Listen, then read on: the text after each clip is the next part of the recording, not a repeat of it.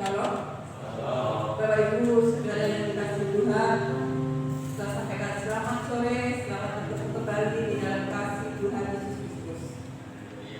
Puji nama Tuhan, mari pada petang hari ini kita siapkan hati kita dengan segenap hati dan jiwa kita datang menyembah Tuhan untuk memberikan persembahan yang terbaik, karena Tuhan sudah begitu baik atas hidup kita, rela memberikan nyawanya, tubuh dan darahnya tercurah untuk kita, untuk keselamatan kita.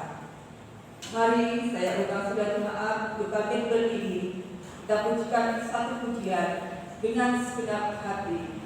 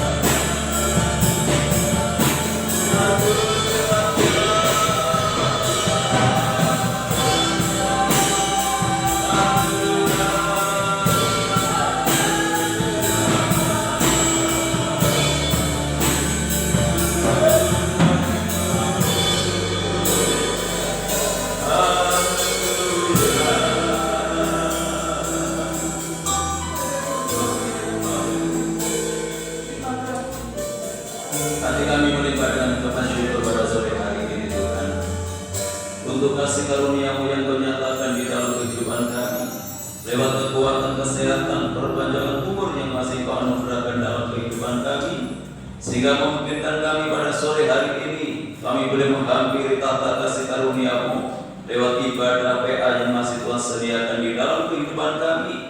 Bahkan ibadah kami saat ini dilengkapi dengan persekutuan dengan tubuh dan darah-Mu yang boleh mengingatkan kembali akan kebesaran kasih-Mu yang sudah Engkau nyatakan di atas kayu salib, di mana Engkau telah menebus kehidupan kami lewat kematian-Mu, sehingga kami yang berdosa ini boleh mendapatkan pengharapan di dalam Tuhan. Untuk itu biarlah Tuhan Engkau tetap teguhkan iman kami, harap dan kasih kami kepada Tuhan. Apapun yang terjadi tidak akan mempengaruhi kehidupan kami undur daripada Tuhan. Bahkan dalam situasi yang tidak memungkinkan sekalipun, tidak ada seorang pun yang dapat memisahkan hidup kami dari kasih-Mu. Terima kasih Bapa. Biarlah Engkau memberkati ibadah kami pada sore hari ini, mulai dari awal hingga selesainya. Dan biar lewat ibadah ini kami boleh semakin mengenal Tuhan, kami semakin mengerti akan kehendak Tuhan, dan kami boleh belajar untuk melakukan apa yang Tuhan ingini di dalam kehidupan kami. Tuhan berkati hamba-Mu yang saat ini sudah mempersiapkan diri untuk melayani pekerjaan yang mulia ini. Kami serahkan leader, singer, pemain musik, ketua LCD yang menaikkan doa, yang membacakan warta gereja, pelayan-pelayan perjamuan kudus maupun hamba-Mu yang akan menyampaikan kebenaran firman-Mu. Mari Tuhan Engkau sucikan kami, kuduskan kami, terlebih pengurapan dan Roh yang kudus Tuhan turut sertakan dalam pelayan kami. Pelayan ini boleh berkenan di hadapan Tuhan dan boleh menjadi berkat bagi sidang jemaat Tuhan. Para saudara kami yang lain yang saat ini mungkin masih dalam perjalanan, Tuhan pekerjakan, lindungi sertai tuntun dan bimbing mereka segera tiba di tempat ini bersama kami untuk memuliakan Tuhan. Kalau pekerjaan puasa kegelapan yang ingin mencoba mengganggu jalannya ibadah kami menyatukan hati bersama jemaat untuk memanggil nama-Mu, yaitu di dalam nama Tuhan Yesus Kristus. Kalau puasa-puasa yang bukan dari Allah, kami tolak patahkan puasanya di dalam nama Yesus. Dan biarlah Roh yang kudus menguasai tempat ini, menguasai hati dan pikiran kami, sehingga berkat ibadah ini seutuhnya boleh menjadi bagian di dalam kehidupan kami. Tuhan berkati setiap gereja-gereja-Mu yang saat ini sedang mengadakan ibadah yang sama yang kami lakukan. Bagaimana Tuhan memberkati kami, Tuhan memberkati mereka semuanya, agar nama Tuhan dipermuliakan. Hanya di dalam nama Tuhan Yesus Kristus Kepala Gereja, kami serahkan segala doa kami buka ibadah kami pada sore hari ini. Dan yang siap untuk memuliakan Tuhan, mari bersama kita katakan amin.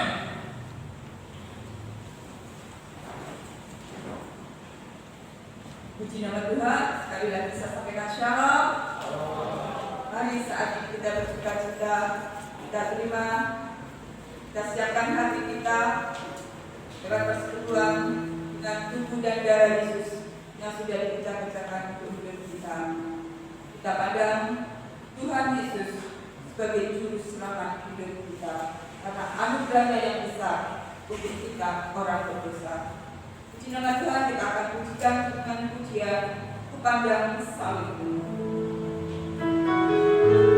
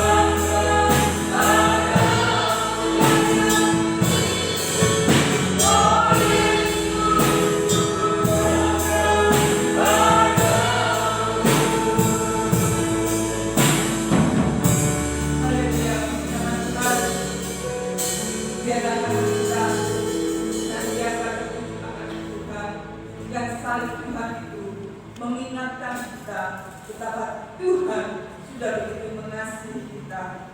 Kita yakin meskipun kita tidak melihat, kita percaya lewat korban Yesus di atas kayu salib akan memberikan keselamatan atas hidup kita. Itu tadi saya undang sedang jemaat untuk bangkit berdiri.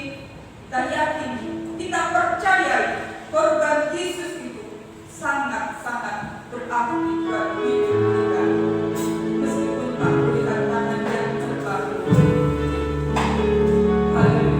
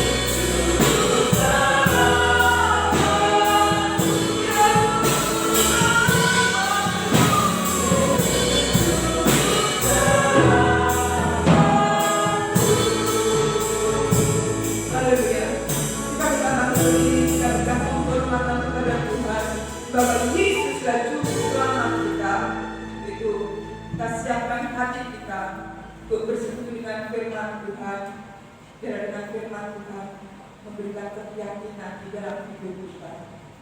Dalam nama kasih-Mu Bapa. Haleluya.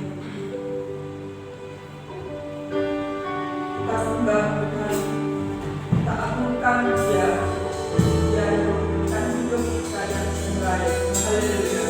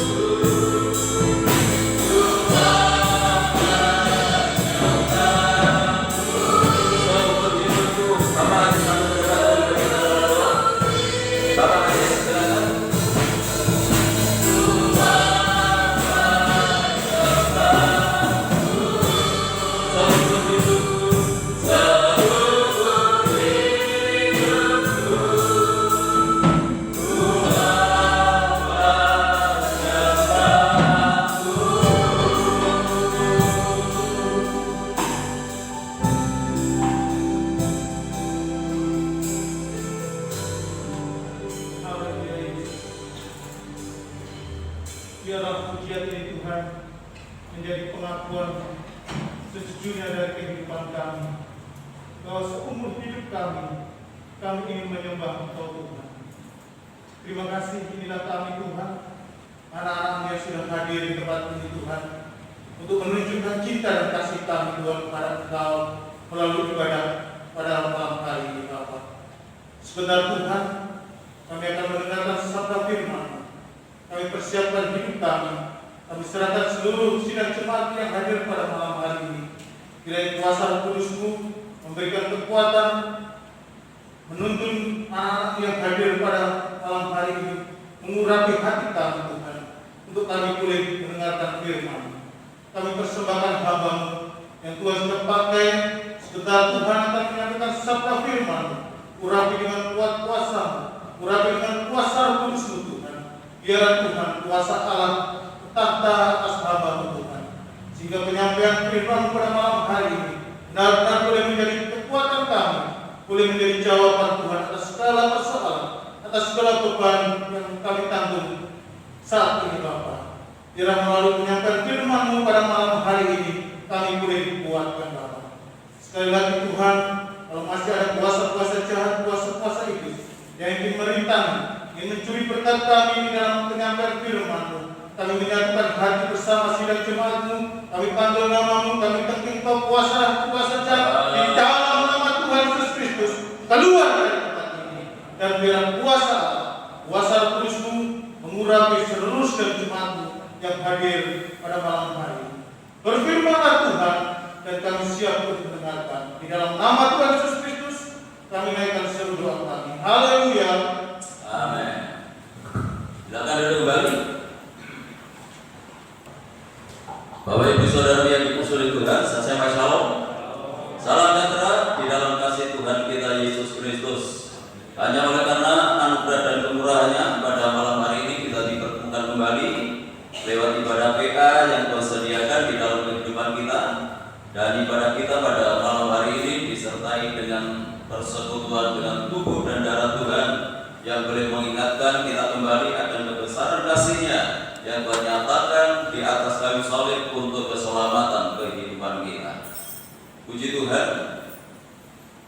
Langsung saja kita buka di dalam 1 Petrus pasal yang kedua ayat yang ke-17, berbicara masalah takut akan Allah.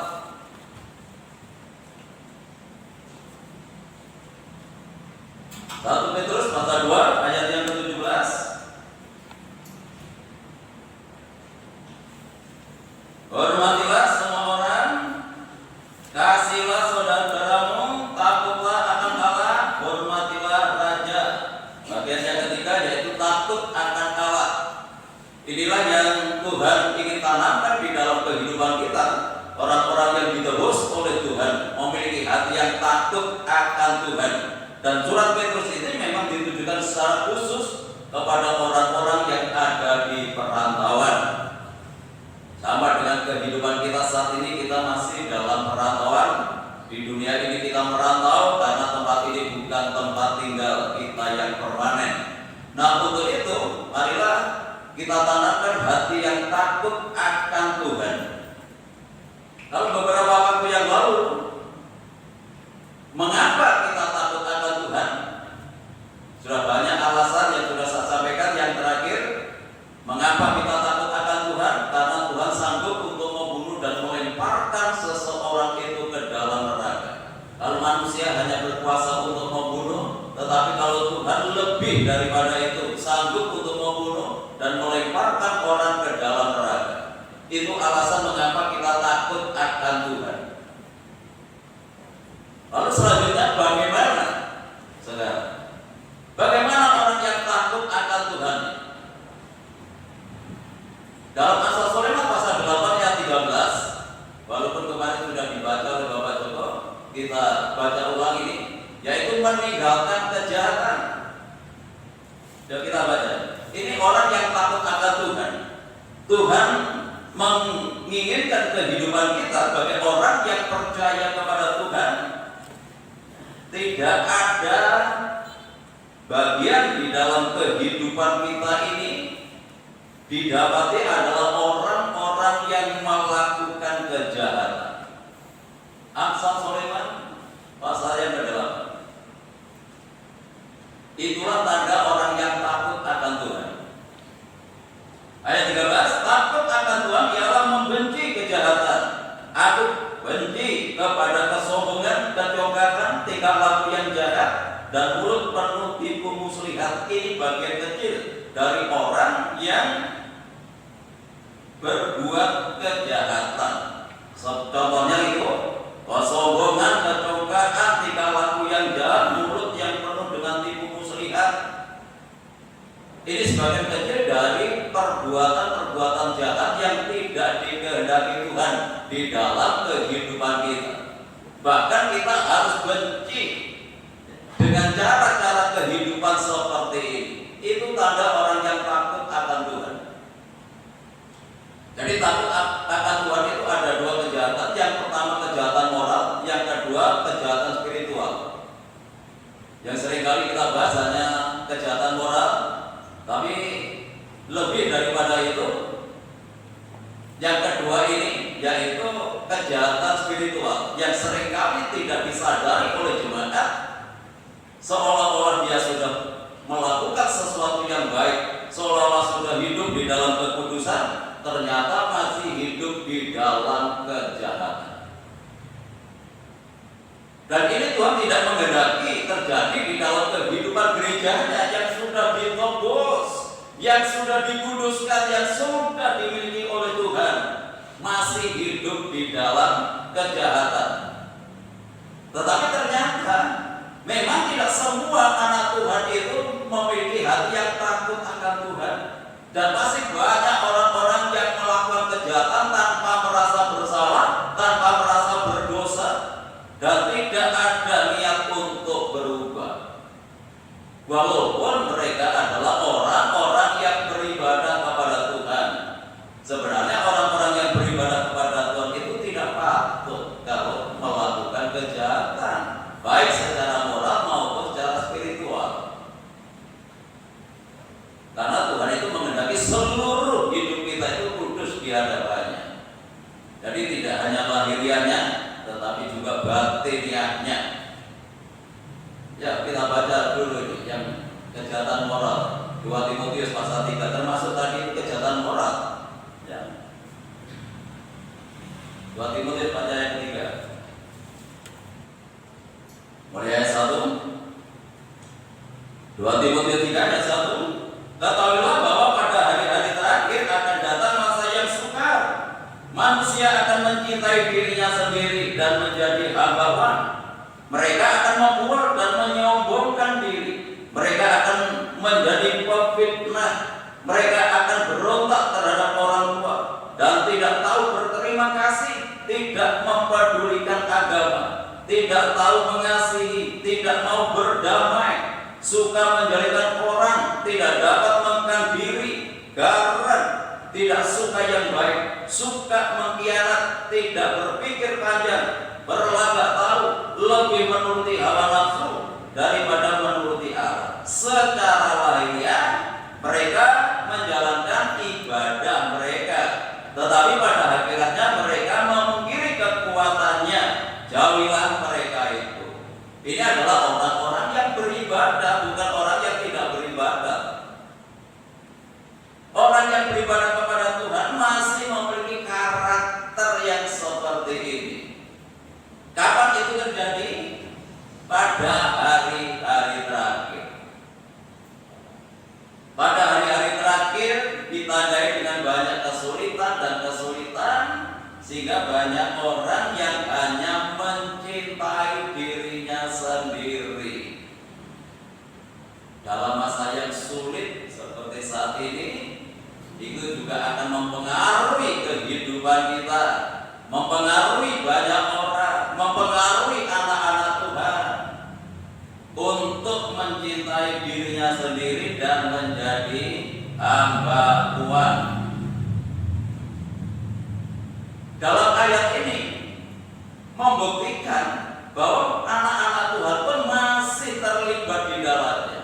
Ini kejahatan moral, kejahatan di pemandangan Tuhan. Mungkin kalau di hadapan manusia orang yang menjadi hamba Tuhan yang biasa-biasa saja, itu penilaian manusia. Tetapi penilaian di hadapan Tuhan, orang-orang seperti ini adalah melakukan kejahatan. Nah, itu banyak Tuhan tidak berkenan dengan cara hidup yang seperti ini. Nah, untuk itu mari kita perhatikan kehidupan kita. Justru di zaman yang akhir ini, ya, sementara banyak orang yang tidak mau peduli dengan yang lain, tidak mau peduli dengan kebenaran, tidak bisa berterima kasih, suka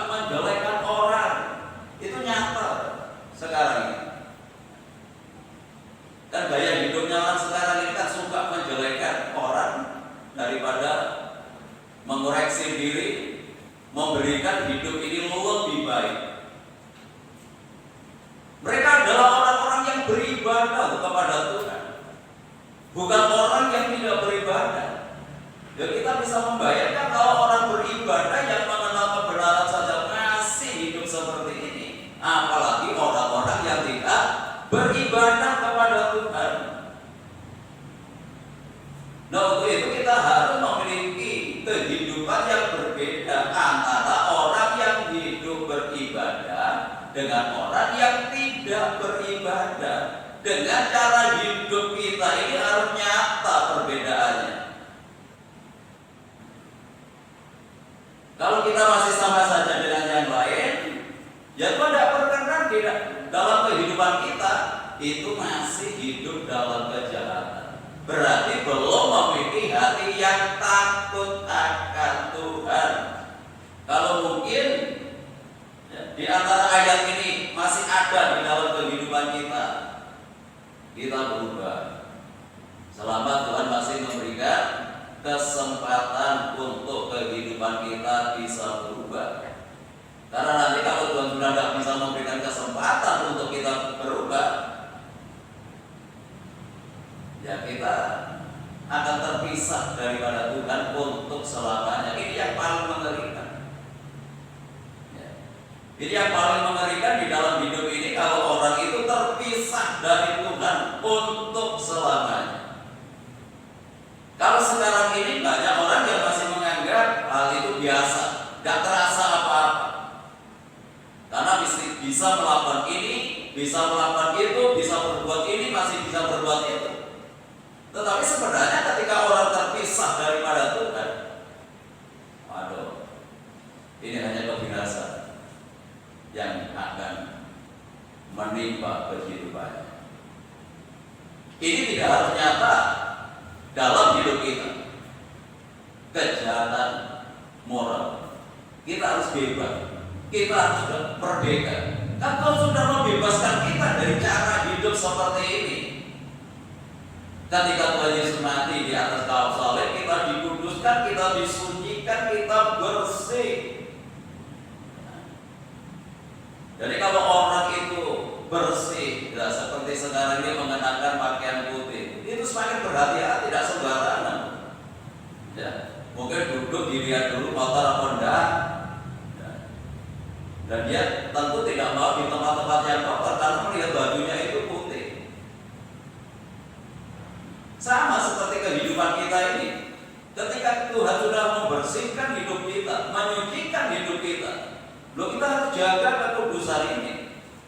Jangan biarkan kuasa kegelapan mengotori kehidupan kita lagi. Ya. Kita harus jaga kebersihan, kekudusan hidup kita ini supaya berkenan di hadapan Tuhan. Ya. Dan kita sudah didapati oleh Tuhan bebas dari kejahatan moral. Ini orang yang takut akan Tuhan. Berarti kalau masih ada ini, kita belum memiliki hati yang takut akan Tuhan. Yang kedua, kejahatan spiritual. Kejahatan spiritual itu adalah yang pertama adalah gak taat akan firman Tuhan. Itu jahat di mata Tuhan. Atau kejahatan rohani, mungkin lebih mudah.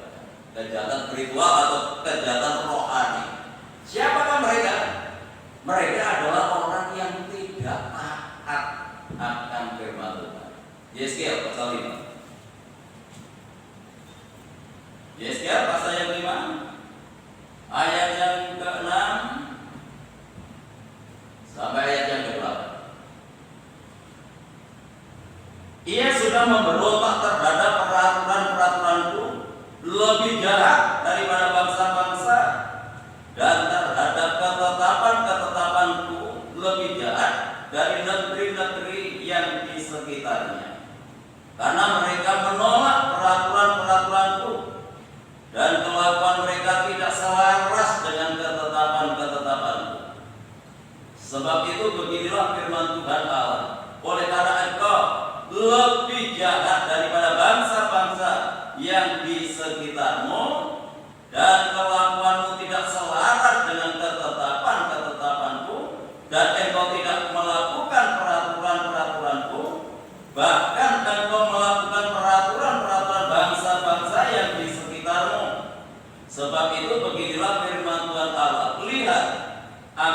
ya aku sendiri yang menjadi lawanmu, dan aku akan menjatuhkan hukuman kepadamu di hadapan bangsa-bangsa.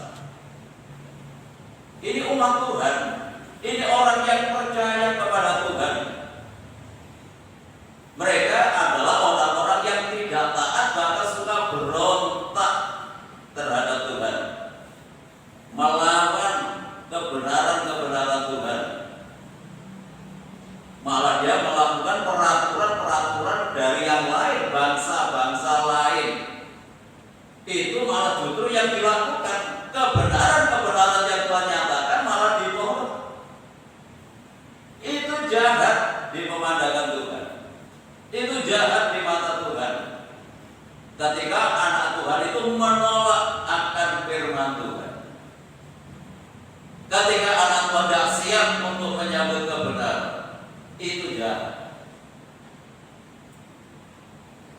Mungkin kelihatannya di kampung baik, di lingkungan baik, di keluarga baik, tetapi ketika kita mendengarkan firman Tuhan, hati kita tidak siap untuk menerima firman Tuhan, itu kejahatan. Dan Tuhan menyatakan diri, aku sebagai musuhmu. Ya, kalau Tuhan itu sebagai musuh kita, habis. Ya. Kalau Tuhan menjadi musuh kita, siapa yang akan bisa melawan? Kehidupan kita pun akan binasa oleh karena kejahatan yang kita lakukan. Karena Tuhan menginginkan supaya kehidupan kita selaras, tadi dikatakan, selaras dengan firman Tuhan. Bukan Tuhan yang harus menyesuaikan diri dengan kemauan kita, kehendak kita, jalan pikiran kita. Tetapi kita yang harus selaras dengan jalannya Tuhan. Kita harus selaras dengan keinginannya Tuhan. Kita harus selaras dengan kemauannya Tuhan dalam kehidupan kita. Kita yang harus menyesuaikan diri dengan firman Tuhan. Setiap kebenaran yang Tuhan nyatakan kepada kita, yuk kita menyesuaikan diri, menyelaraskan diri kita dengan firman itu nyata dalam kehidupan kita.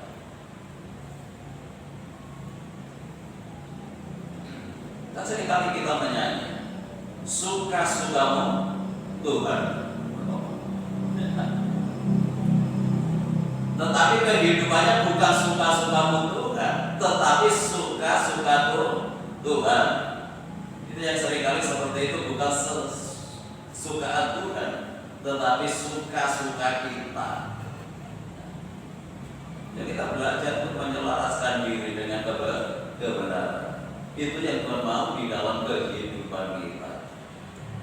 Kalau kita tidak bisa menyelaraskan diri dengan firman Tuhan, itu bentuk kejahatan spiritual. Tuhan memandang, Tuhan menilai kehidupan kita adalah pembuat kejahatan. Yang dimulai adalah terima firman Tuhan.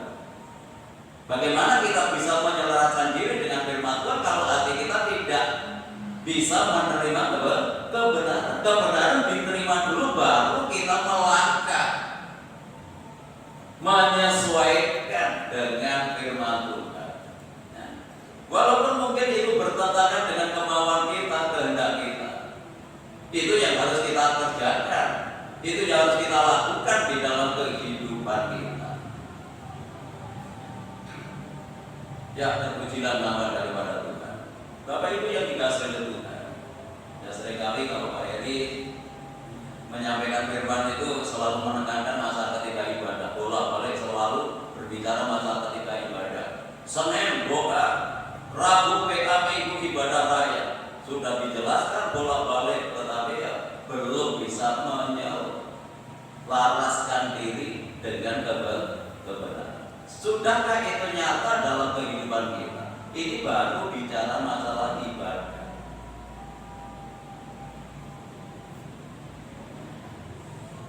Baru bicara masalah ibadah, belum yang lain. Tuhan menghendaki kita. Tujuan Tuhan untuk membebaskan bangsa Israel dari negeri Mesir. Tidak ada tujuan yang lain kecuali supaya umatku itu beribadah kepadaku, supaya hubungannya itu semakin akrab, hubungannya semakin erat. Umat pilihannya ini dengan Tuhan, itu harapan Tuhan. Nah, kita tinggal mewujudkan saja apa yang diharapkan oleh Tuhan. Kita yang mewujudkan, kita yang melakukan.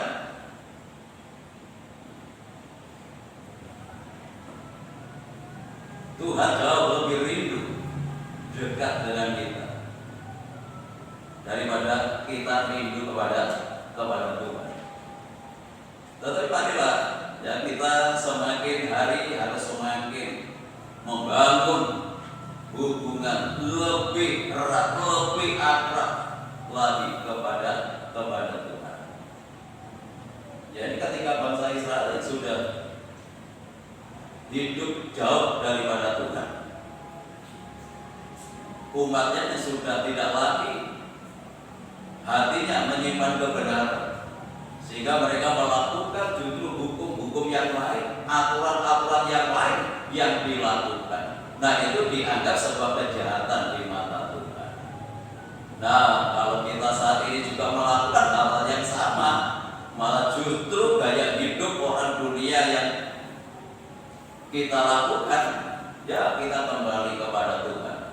Kita selaraskan diri kita sesuai dengan firman Tuhan. Yang kedua, menyembah kepada berhala yang setia kepada Tuhan. Orang yang menyembah kepada berhala itu kan berarti tidak setia kepada Tuhan. Itu jahat. Kalau orang itu sudah tidak setia lagi kepada Tuhan, itu bentuk kejahatan spiritual.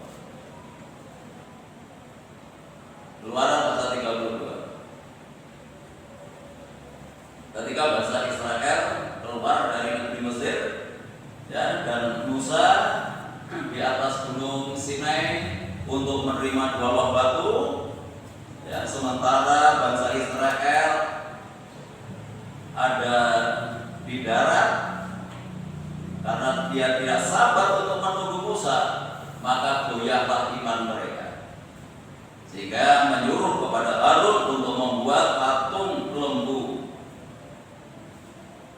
emas yang dianggapnya sebagai apa? Keluaran pasal 32. Demikian firman Tuhan.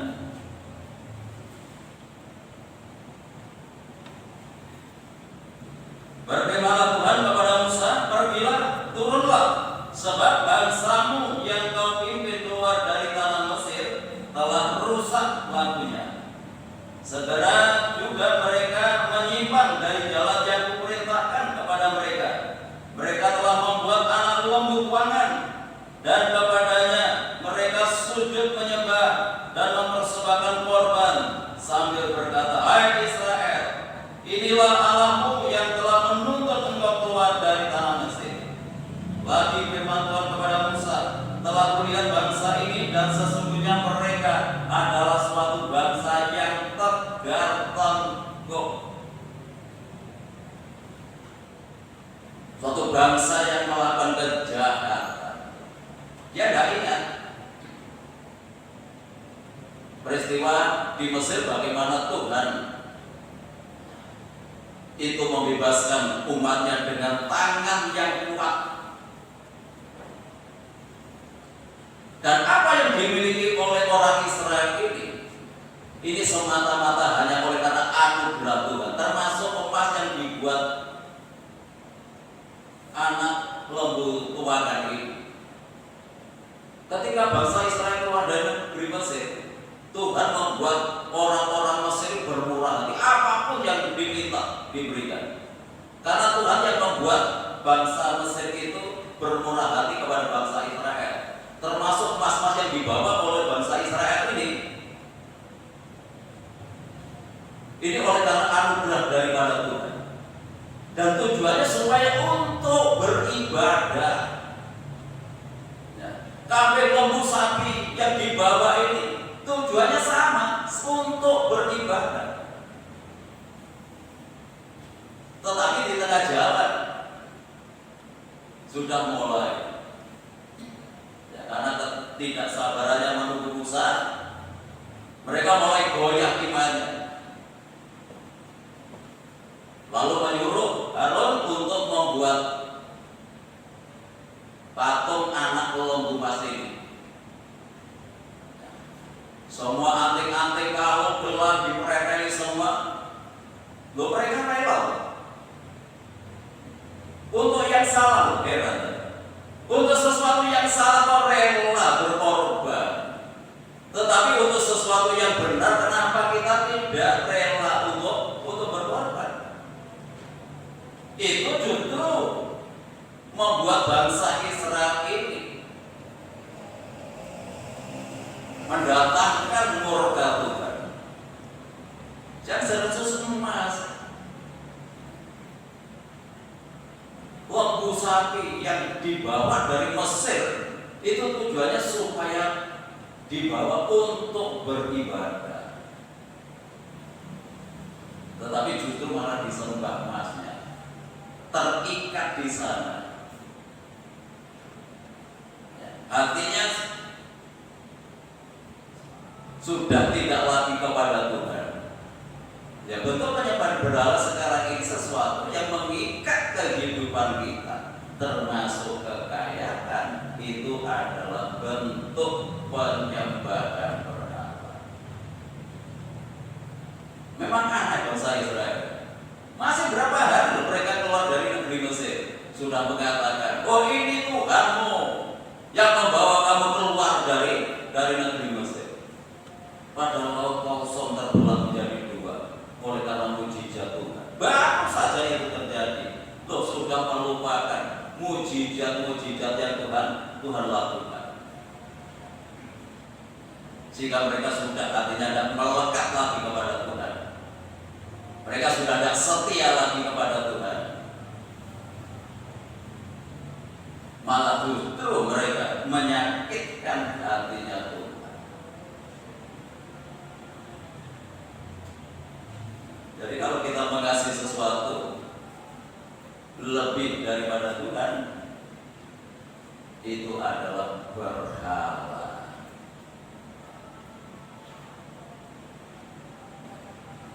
Memang bangsa Israel itu adalah umat yang mudah terpengaruh, tidak memiliki keraguan hati.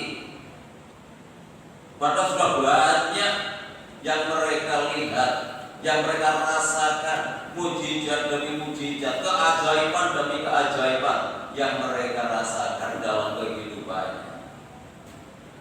Ya mungkin sekarang itu sama. Banyak hal yang sudah Tuhan lakukan di dalam kehidupan kita. Ya, kalau kita masih bisa bernapas saat ini, ya jantung kita masih bisa berdenyut, urat nadi kita masih bisa berdetak, itu karena anugerah. Nah, itu karena anugerah daripada Tuhan. Namun seringkali kita tidak melihat akan keajaiban Tuhan ini. Dianggap kita itu terjadi ya biasa saja. Jadi bukan merupakan keajaiban. Mungkin keajaiban itu kalau ada orang lumpuh doakan langsung jalan. Kalau ada ya orang yang sakit kanker stadium 4 itu doakan langsung sembuh, itu keajaiban. Tapi tidak pernah kita bersyukur atas perpanjangan umur yang Tuhan anugerahkan dalam kehidupan kita. Itu adalah mujizat. Namun seringkali kita tidak merasakan itu. Terjadi ya secara alami. Kalau napas itu terjadi secara alami. Kalau jantung itu masih berdenyut, itu alami. Mungkin kita mengatakan seperti itu, tidak merasakan bahwa itu adalah keajaiban Tuhan yang masih Tuhan nyatakan dalam kehidupan kita. Itu kalau berhenti 1 menit saja habis. Kita sudah tidak bisa apa-apa. Semua yang kita miliki tidak bisa kita nikmati. Kalau jantung kita itu berhenti. Tapi seringkali manusia itu tidak pernah berpikir sampai sejauh itu.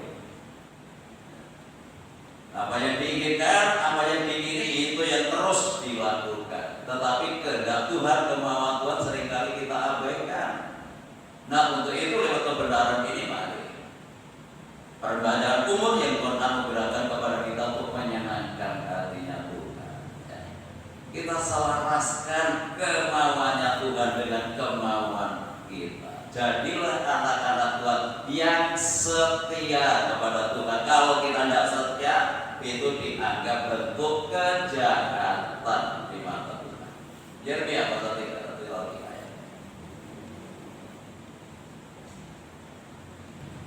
ayat 20.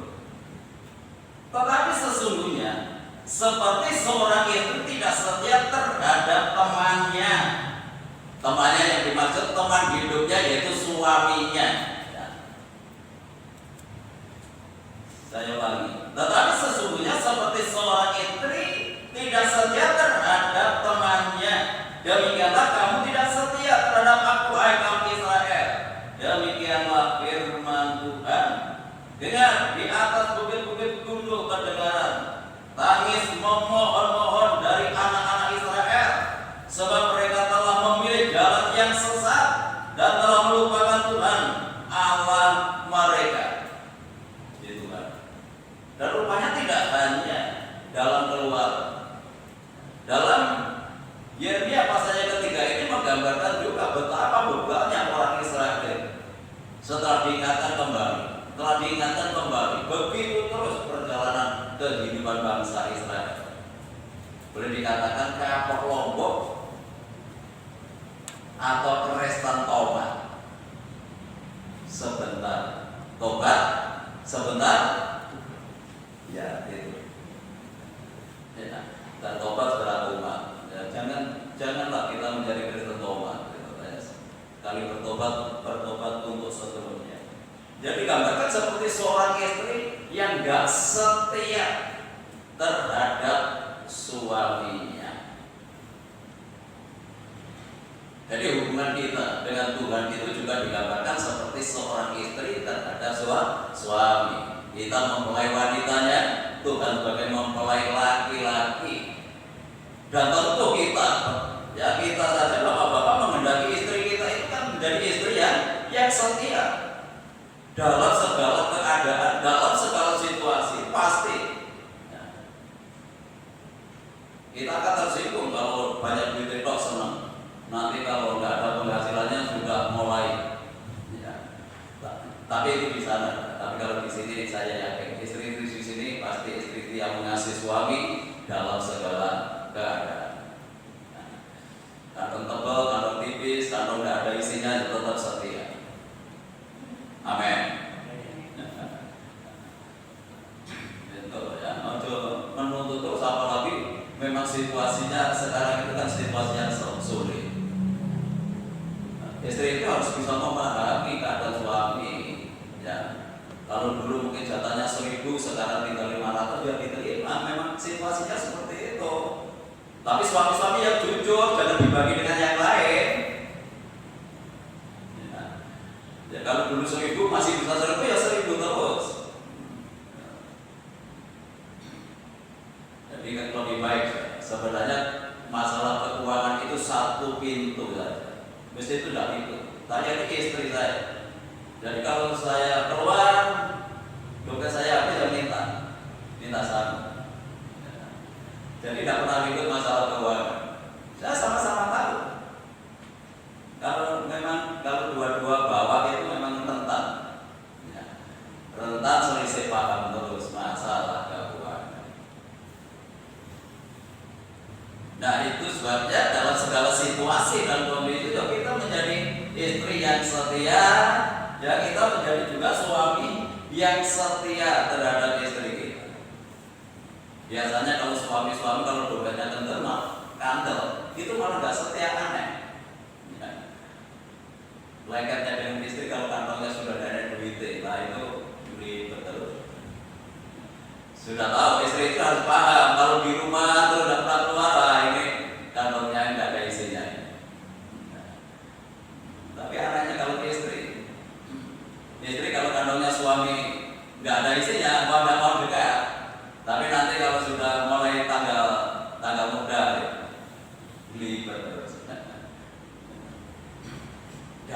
segala keadaan, dalam segala situasi, biarlah kita menjadi anak-anak Tuhan yang setia. Kalau ini digambarkan hubungan suami istri, biarlah kita juga yang menjadi suami yang setia, istri yang setia. Kalau hubungannya dengan Tuhan, dalam segala situasi dan kondisi kita tetap setia kepada Tuhan. Ketika Tuhan memberikan kelimpahan dalam hidup kita, kita setia. Ketika Tuhan mengizinkan kita harus hidup pas-pasan, kita yang tetap setia. Nah, luar biasa itu Ayub. Ayub itu orang yang sangat luar biasa. Ketika dia diberkati oleh Tuhan menjadi orang yang nomor 1 di negerinya, dia setia, dia tetap saleh, dinilai saleh oleh Tuhan, tidak aneh-aneh.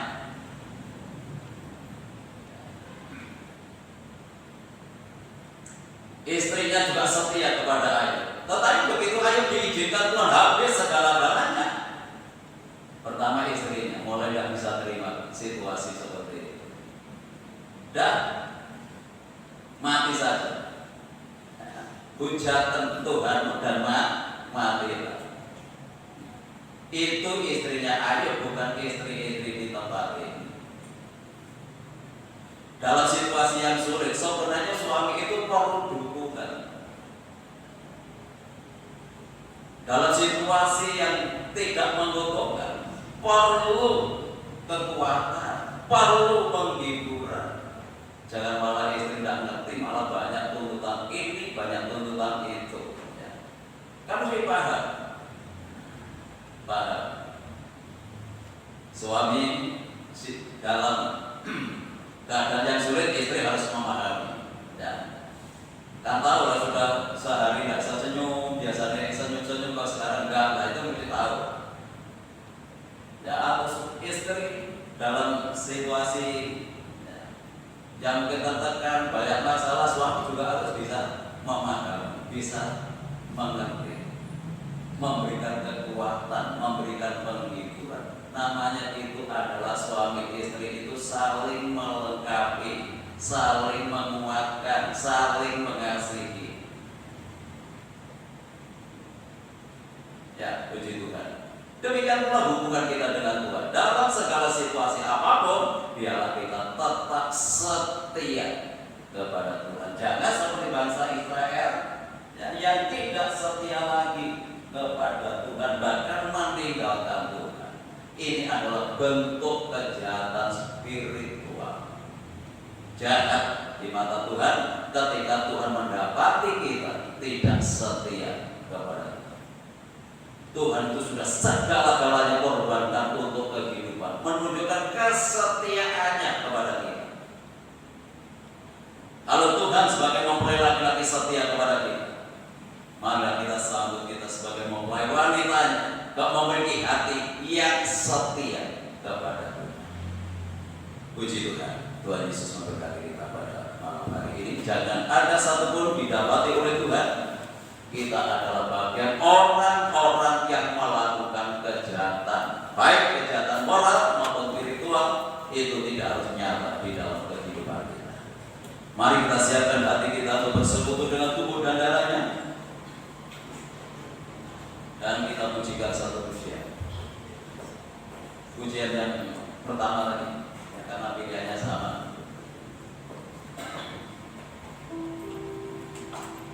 Dengan segenap hati, dengan segenap jiwa.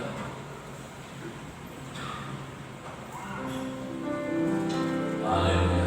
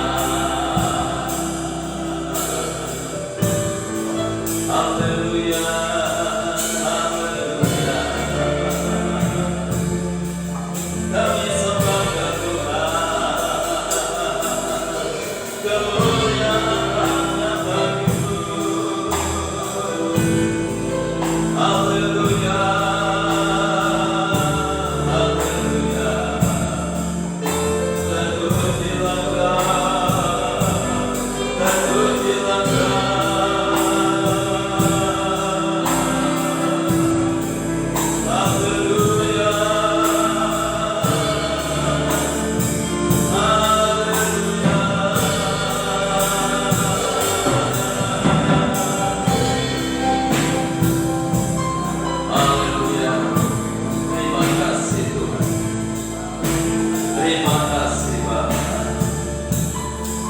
Haleluya, haleluya. Engkau begitu mengasihi di dalam kehidupan kami malam hari ini Tuhan. Lewat kebenaran firman-Mu yang sudah Kau nyatakan di dalam kehidupan kami, supaya kami memiliki hati yang takut akan Tuhan. Itulah yang Kau ingini di dalam kehidupan kami. Mari Roh Kudus memberikan kemampuan di dalam kehidupan kami, sehingga kami boleh didapati oleh Tuhan. Sungguh-sungguh memiliki hati yang takut akan Tuhan. Orang yang takut akan Tuhan adalah orang yang benci kejahatan, baik kejahatan moral maupun kejahatan spiritual. Itu yang harus tidak ada di dalam kehidupan kami. Terima kasih Tuhan, terima kasih. Tanamkan setiap kebenaran firman-Mu di dalam kehidupan kami, sehingga Kau dapati kehidupan kami, kehidupan yang berkenan dan menyenangkan hati Tuhan. Terima kasih Tuhan. Kalau selama ini kami belum menyenangkan hati Tuhan, belum bisa selaras dengan kebenaran firman-Mu, Tuhan Engkau ampuni segala dosa, kesalahan, kekurangan kami.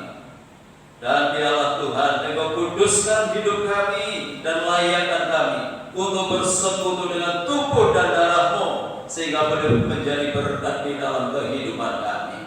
Terima kasih Tuhan. Kami menyerahkan hamba-hamba-Mu yang saat ini telah mempersiapkan diri untuk melayani pekerjaan yang mulia ini.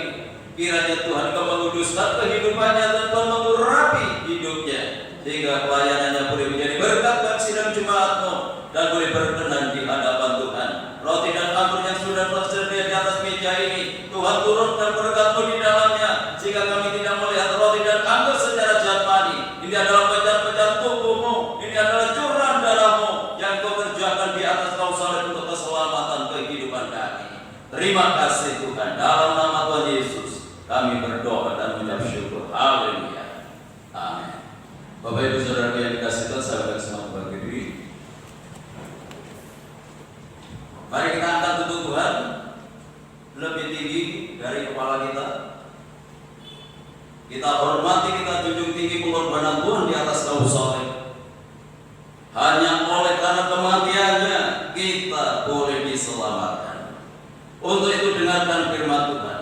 Sebab apa yang telah kuteruskan kepadamu telah aku terima dari Tuhan, yaitu bahwa Tuhan Yesus pada malam waktu Ia diserahkan mengambil roti, dan sesudah itu Ia mengucap syukur atasnya, Ia memecah-mecahkannya dan berkata, inilah tubuhku yang diserahkan bagi kamu.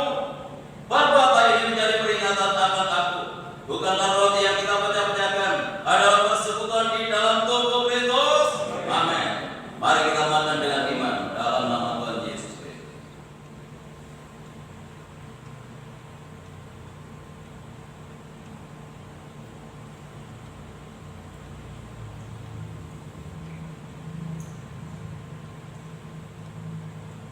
Mari kita angkat cawan Tuhan lebih tinggi dari kepala.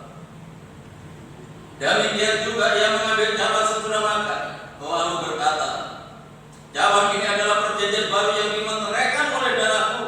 Perbuatan ini setiap kali kamu meminumnya menjadi peringatan akan Aku. Sebab setiap kali kamu makan roti ini dan minum cawan ini, kamu memberitakan kematian Tuhan sampai Ia datang. Bukankah anggur yang dicurahkan adalah persekutuan di dalam darah Kristus? Amin. Mari kita minum dengan iman dalam nama Tuhan Yesus Kristus.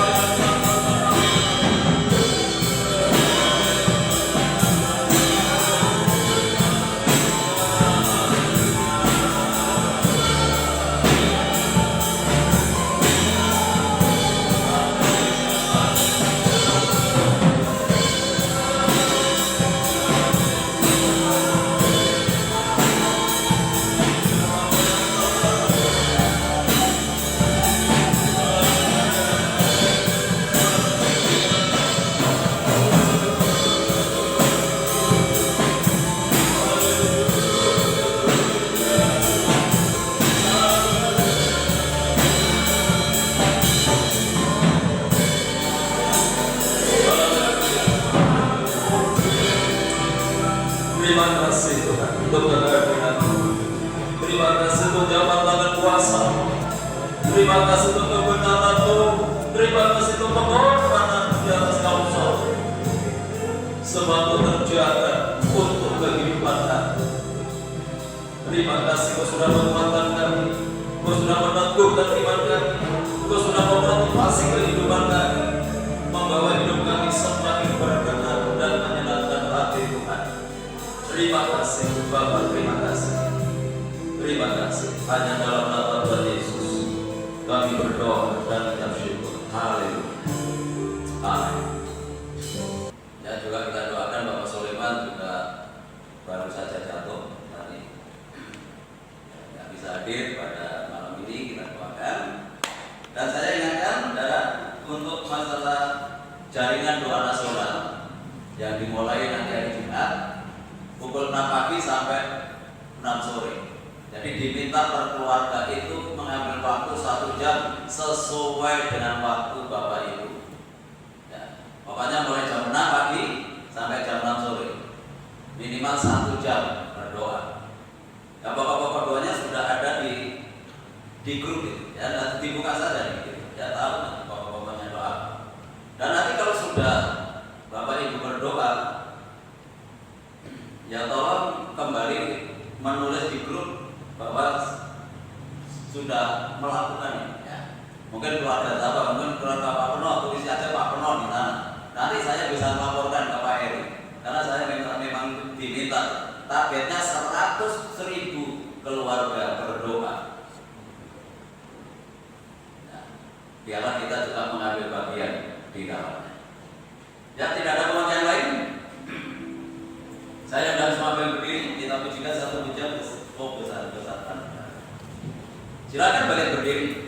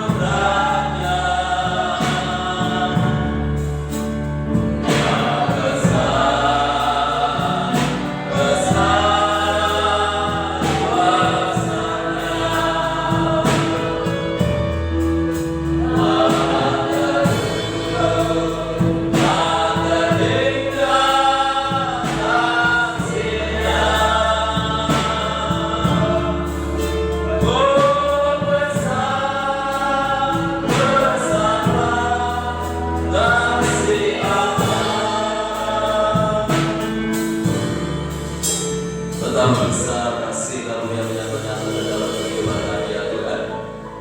Dalam khusus lewat ibadah kami pada malam hari ini, mulai dari awal hingga selesainya, Engkau sudah menyertai kami, bahkan Engkau sudah memberkati kehidupan kami.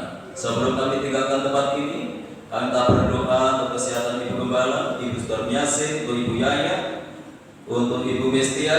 Kami berdoa untuk Bapak Soleman, juga untuk istri hamba-Mu yang saat ini tidak bisa hadir oleh karena terganggu kondisi kesehatannya. Kami serahkan semua ke dalam tangan-Mu. Mari Tuhan urutkan tangan kuasa-Mu, jamah mereka yang sakit di dalam nama Yesus Kristus. Kuasa Tuhan Yesus sanggup memberikan pertolongan dan kesembuhan.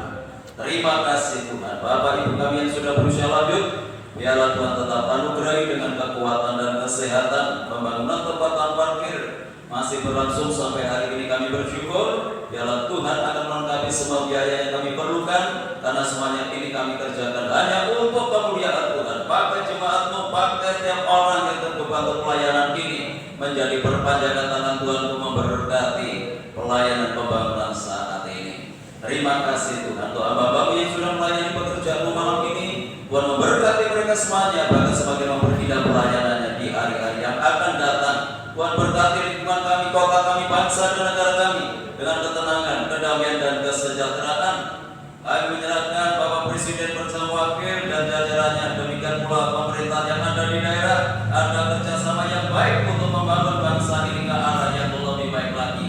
Kami menyerahkan tim medis TNI Polri, para sukarelawan yang menangani langsung orang-orang yang terdampak COVID-19. Tuhan campur tangan dalam proses pemulihannya, sehingga semakin banyak orang yang disembuhkan dan tidak ada lagi penularan. Kami menyerahkan seluruh jemaatmu ke dalam tangan-Mu, baik yang hadir malam ini maupun yang tidak hadir, baik yang ada di dalam kota maupun yang ada di luar kota. Tuhan tetap jaga, lindungi, sertai, tuntun dan bimbing mereka supaya tetap hidup di dalam kekudusan dan kebenaran. Dimanapun mereka berada, selalu membawa nama Tuhan dipermuliakan. Rumah tangga, keluarga, kehidupan jemaat Tuhan berkati dengan ketenangan, kedamaian dan kesejahteraan. Dalam usaha pekerjaan, tugas dan tanggung jawab yang mereka lakukan, Tuhan buat berhasil dan beruntung. Peliharakan seluruh jemaat-Mu di dalam kasih-Mu, sehingga tidak ada satu rumah tangga pun yang hidup di dalam kekurangan. Anak-anak yang masih duduk di bangku sekolah, mulai dari playgroup sampai perguruan tinggi, berkati mereka dengan kecerdasan dan kearifan. Jadikan anak-anak yang disiplin dalam pembelajarannya, dari anak-anak yang bertanggung jawab, hingga menjadi anak-anak yang berprestasi baik dalam akademisnya maupun non-akademisnya. Terima kasih Tuhan bagi jemaat yang sudah memberikan persembahannya, mengembalikan perpuluhannya. Tuhan kembalikan berlipat kali ganda sesuai dengan janji firman-Mu. Bapak Ibu Saudara yang dikasihi oleh Tuhan, sekarang pulanglah dan terimalah berkat damai sejahtera dari Allah Bapa, kasih karunia-Nya dari Tuhan Yesus Kristus, dan lewat persekutuan Roh-Nya yang kudus menyertai dan memberkati kita mulai malam ini sampai Maranatha, Tuhan Yesus datang kembali.